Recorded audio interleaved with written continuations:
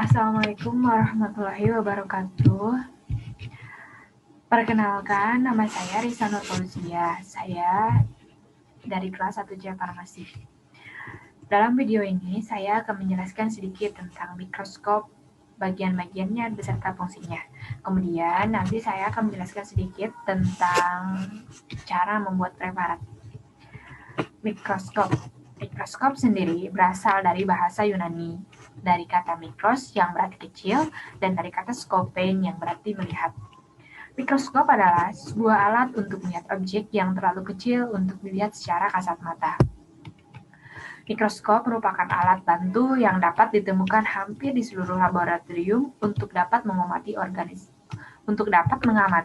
organisme berukuran kecil atau mikroskopis. Ilmu yang mempelajari benda kecil dengan menggunakan alat ini disebut mikroskopi. Dan kata mikroskopik berarti sangat kecil, sehingga tidak mudah terlihat oleh mata. Kemudian, ini adalah komponen mikroskop beserta fungsinya. Yang pertama ada lensa okuler. Lensa okuler berfungsi untuk memperbesar benda yang dibentuk oleh lensa objektif. Dalam lensa ini terdapat beberapa perbesaran. Ada 5 kali, 10 kali, dan 15 kali pembesaran. Yang kedua ada tabung yang berfungsi untuk mengatur fokus dan menghubungkan lensa okuler dengan lensa objektif. Kemudian ada revolver. Revolver untuk memilih lensa objektif mana yang akan digunakan. Juga berfungsi untuk mengatur perbesaran lensa objektif. Kemudian ada lensa objektif, adalah lensa yang dekat dengan objek untuk menentukan bayangan objektif serta memperbesar benda yang akan diamati. Berfungsi juga untuk membentuk bayangan nyata, terbalik, dan diperbesar. Kemudian ada meja objek, yaitu yang berfungsi untuk meletakkan objek yang akan diamati. Kemudian ada kondensor, merupakan lensa tambahan, berfungsi untuk mengumpulkan cahaya yang masuk. Bagian ini bisa diputar dan dinaik turunkan. Kemudian ada diafragma, yang berfungsi untuk mengatur sedikitnya cahaya yang masuk. Kemudian ada reflektor. Reflektor ini berfungsi untuk memantulkan dan mengarahkan cahaya dari cermin ke dalam mikroskop. Reflektor terdiri dari 2 jenis cermin, yaitu cermin datar dan cermin cekung. Cermin datar digunakan saat cahaya yang dibutuhkan terpenuhi, sedangkan cermin cekung digunakan saat kondisi kurang cahaya.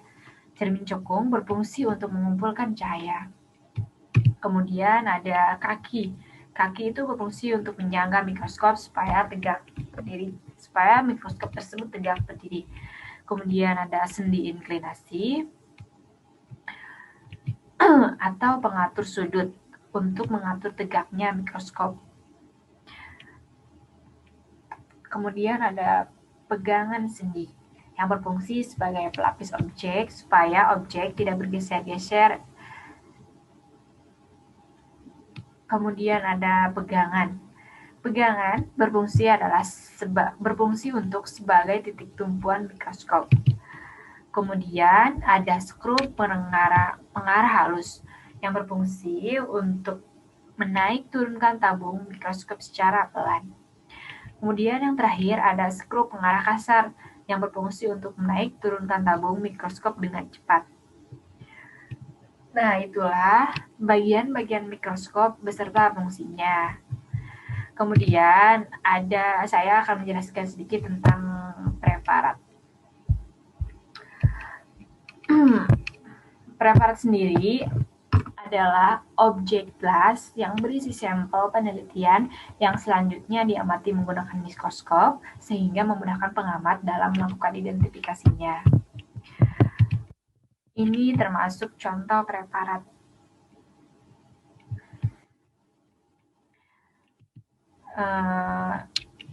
Teknik dan cara memasang preparat ada beberapa cara. Yang pertama adalah buat setipis mungkin dengan menggunakan silet atau cutter yang tajam. Kemudian, sayatan dilakukan dengan arah dari luar ke dalam ke arah tubuh dengan posisi agak jauh dari tubuh atau sejajar dengan mata.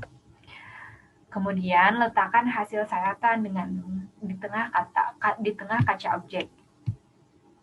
Kemudian, upayakan sayatan objek dalam keadaan rata. Kemudian yang kelima, tetesi sayatan preparat yang telah diletakkan di atas kaca objek dengan air menggunakan pipet sebanyak 1 tetes. Pegang pipet dengan benar. Kemudian ada yang keenam, setelah ditetesi air, tutup sayatan objek dengan kaca penutup. Caranya, siapkan kaca penutup dalam posisi berdiri dengan menahannya menggunakan pipet. Sementara, satu tangan yang lain memegang keras hisap atau kapas untuk menyerap kelebihan tetesan air yang menutup sayatan. Kegiatan ini bertujuan agar tidak terjadi gelembung air pada preparat. Kemudian, yang ketujuh,